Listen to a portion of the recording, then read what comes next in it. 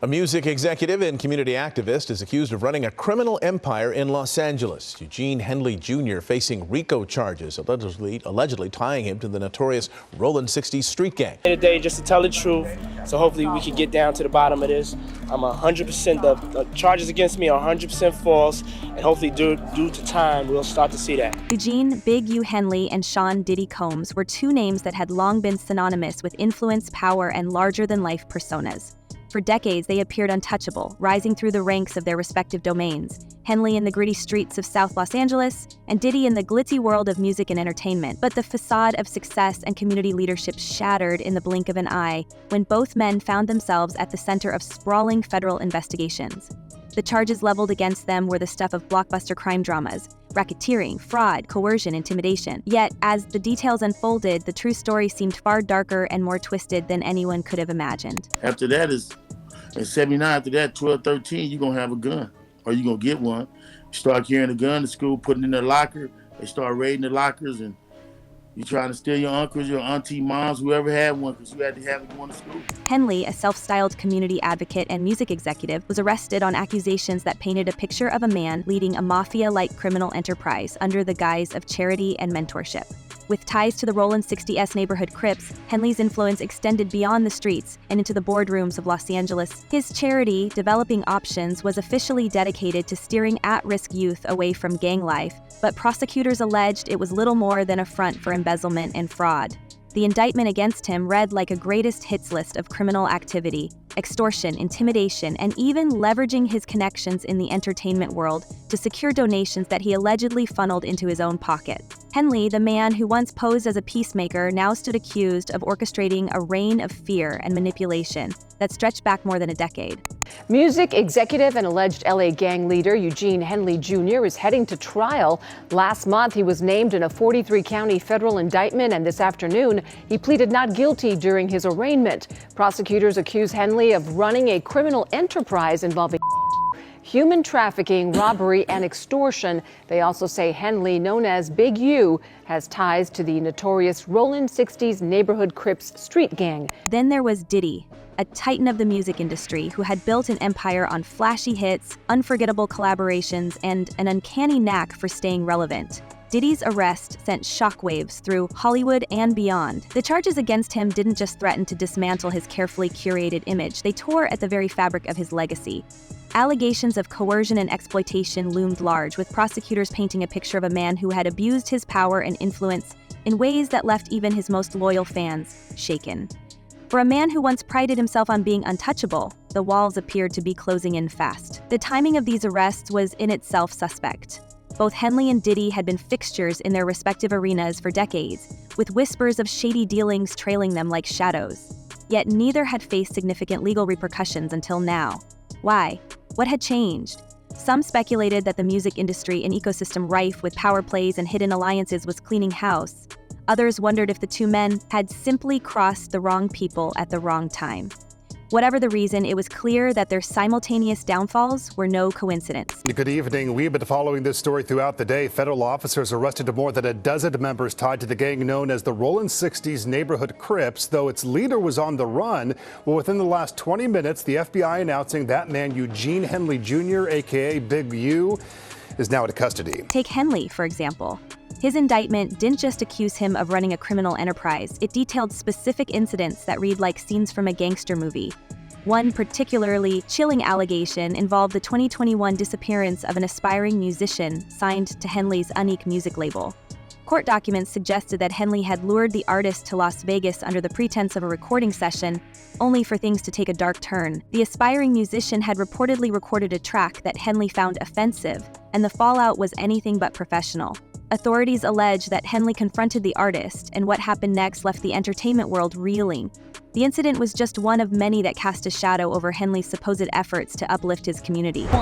The federal government usually does not bring these types of charges unless they've done extensive investigation. It looks like he has been under investigation for several years. Diddy's case, though different in nature, was no less troubling. The charges against him brought to light a pattern of behavior that many in the industry had quietly speculated about for years but had never dared to confront publicly.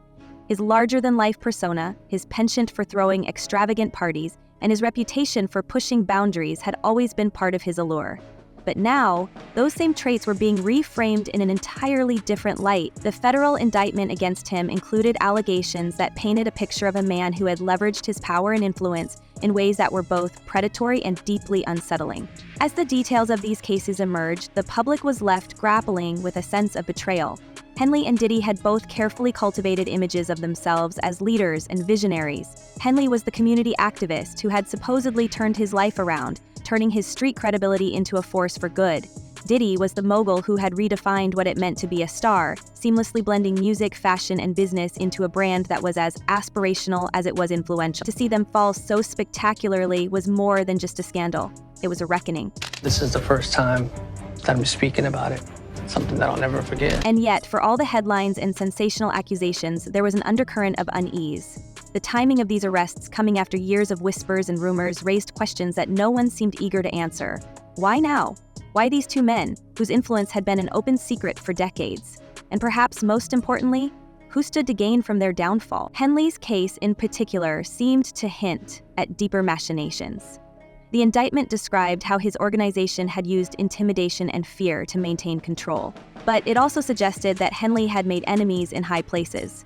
His alleged misuse of funds from the city of Los Angeles and other prominent donors wasn't just a crime, it was a direct challenge to the power structures that had supported his rise. And when you challenge power, there are always consequences. Your story in here starts with how you got involved in the Rolling 60s set, correct? Yeah, well, pretty much we tried to tell everybody's backstory of how the question is hip hop and how did hip hop start, and that's 1979, and then it was 1979 for LA was such a tumultuous year, meaning that with the Crips, that's when Raymond Washington, who created the Crips, in 1979. Diddy too had his share of enemies. His career had been marked by feuds and rivalries, some of which had played out in the public eye, while others simmered behind the scenes. The music industry is a world where alliances are fleeting and loyalty is often a matter of convenience. For a man like Diddy, who had spent decades at the top, it was inevitable that he had stepped on a few toes along the way. But could those rivalries have played a role in his current predicament? Was his arrest the result of years of accumulated grudges finally coming to a head? As the public watched these stories unfold, the reactions were as varied as they were intense. Some expressed shock and disbelief, unable to reconcile the allegations with the images of Henley and Diddy they had come to know. Others were less surprised, pointing to years of rumors and controversies as evidence that these arrests were long overdue. And then there were those who saw something more sinister at play, a conspiracy to bring down two powerful men who had dared to operate outside the bounds of traditional power structures. Now, to the latest on the arrest of Sean Diddy Combs. This one has so many people talking. The disgraced music mogul facing federal racketeering, conspiracy, and trafficking charges. Both the prosecution and defense teams are set to discuss the next phase of action following the indictment as investigators work to determine potential co-conspirators. But how exactly did we get here? The legal battles ahead promised to be as dramatic and complex as the accusations themselves. Both Henley and Diddy had assembled formidable legal teams, and early signs suggested that their defense strategies would be as aggressive as the charges against them. Henley, for his part, had already begun framing his arrest as a case of racial profiling and political persecution, taking to social media to plead his case. Diddy, ever the showman, was taking a more calculated approach, but his silence spoke volumes. It was the silence of a man who knew that the stakes couldn't be higher. Disheartened by the fact that they trying to say that I stole something from developing option, or I used developing option as a front. And yet, for all the noise and speculation, there was a sense that the full story had yet to emerge. The allegations against Henley and Diddy were shocking, yes, but they also felt incomplete, as though they were just the tip of the iceberg. What lay beneath the surface, hidden in the shadows of the entertainment industry, remained a question that no one seemed willing to answer. What was clear, however, was that the arrests of Henley and Diddy marked a turning point. For years, they had operated as larger-than-life figures, untouchable in their respective domains. Now, they were facing the fight of their lives, with everything from their freedom to their legacies hanging in the balance. As their cases moved forward, the world would be watching, not just to see whether they would be convicted, but to uncover the truth about the forces that had brought them down. And if the past was any indication, the most explosive revelations were yet to come. And just like that, the industry's darkest secrets began unraveling. Threads tugged loose from the tightly woven fabric of power, privilege, and protection that had shielded its biggest players for decades. The arrests of Eugene "Big U" Henley and Sean "Diddy" Combs weren't just scandals, they were earthquakes, shaking the very foundation of an entertainment empire that had long thrived on its ability to silence dissent and bury controversy. But the tremors, with every passing day, the cases against these two giants began to reveal something far more sinister than anyone could have anticipated, a web of hidden alliances, calculated betrayals, and a legal chessboard where the stakes were nothing less than total annihilation. A U.S. judge has ruled that the rapper and producer Sean "Diddy" Combs will stand trial on federal trafficking and racketeering charges in May. He'll be held in prison until then. Sean Combs has pleaded not guilty to charges that he used his business empire to transport women and male workers across state lines to take part in recorded performances. If convicted, he could face a life sentence. The entertainment industry is no stranger to whispers of corruption and manipulation. For years, it's been an open secret that the big players don't just rise to the top, they claw, scrape, and sometimes crush their way there. But the simultaneous implosions of Big U and Diddy felt different. This wasn't the usual tabloid fodder about extravagant spending or petty rivalries. No, this was something far deeper, something deliberate, something personal. The sheer scale of the charges against both men made it impossible to ignore the idea that their takedowns were orchestrated, that someone, or some group, had been waiting for the perfect moment to strike. And now, the question on everyone's lips wasn't just what they had done, but why now?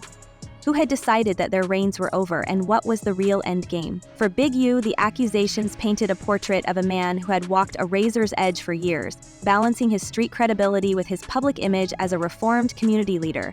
But behind the scenes, prosecutors alleged he had built an empire not on redemption, but on fear. His ties to the Rollin 60s weren't just a relic of his past. They were the foundation of what authorities described as a criminal syndicate that operated with the precision and ruthlessness of a corporate conglomerate. And while the headlines focused on the high-profile donors he allegedly duped and the federal funds he was accused of misusing, there was something even more unsettling buried in the details of his indictment.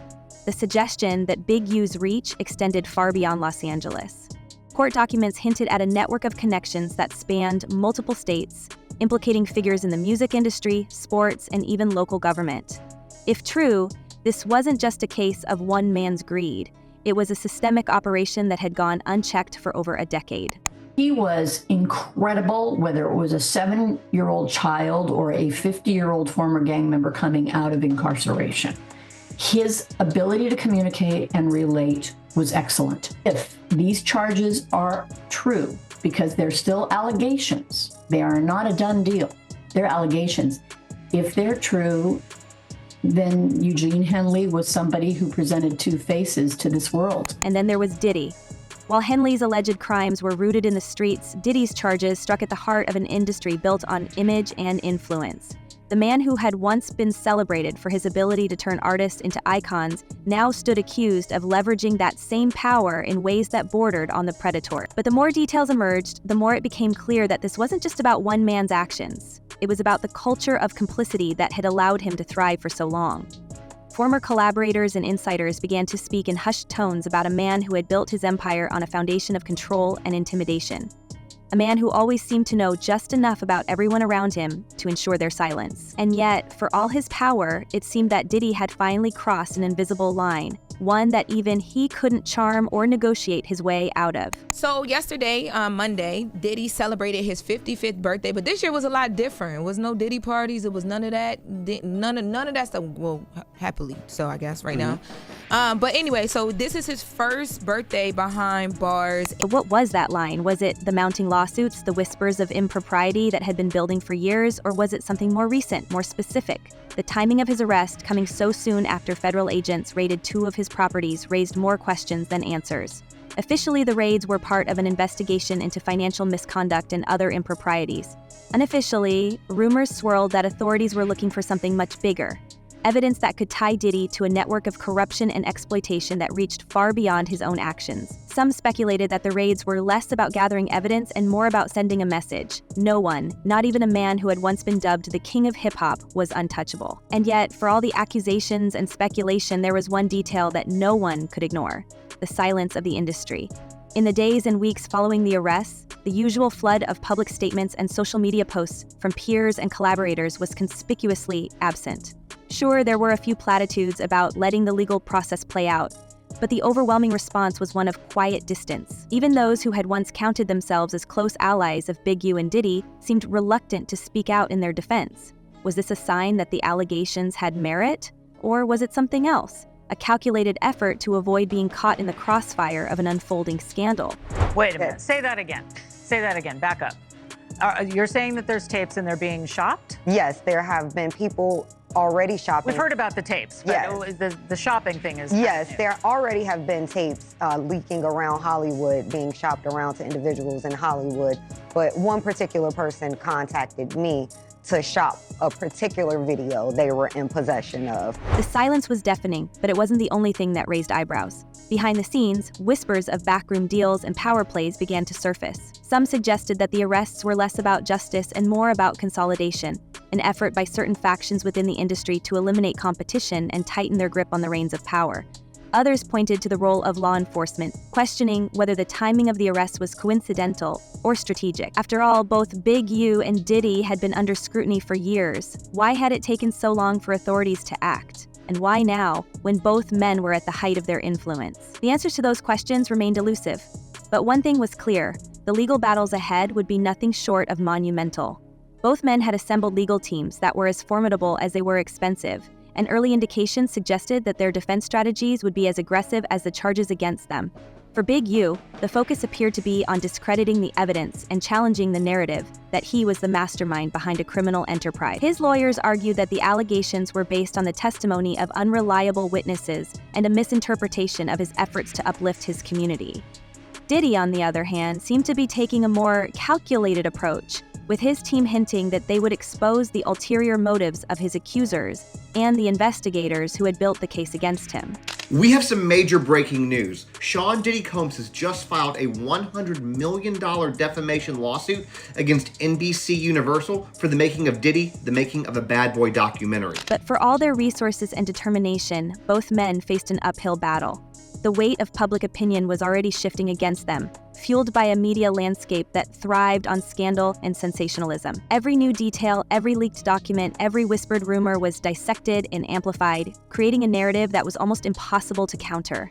And while their legal teams worked tirelessly to prepare for the courtroom, the court of public opinion had already rendered its verdict. Now we've done 3 others where we've laid out the prosecution case. This time, we're talking specifically, what is Diddy's defense?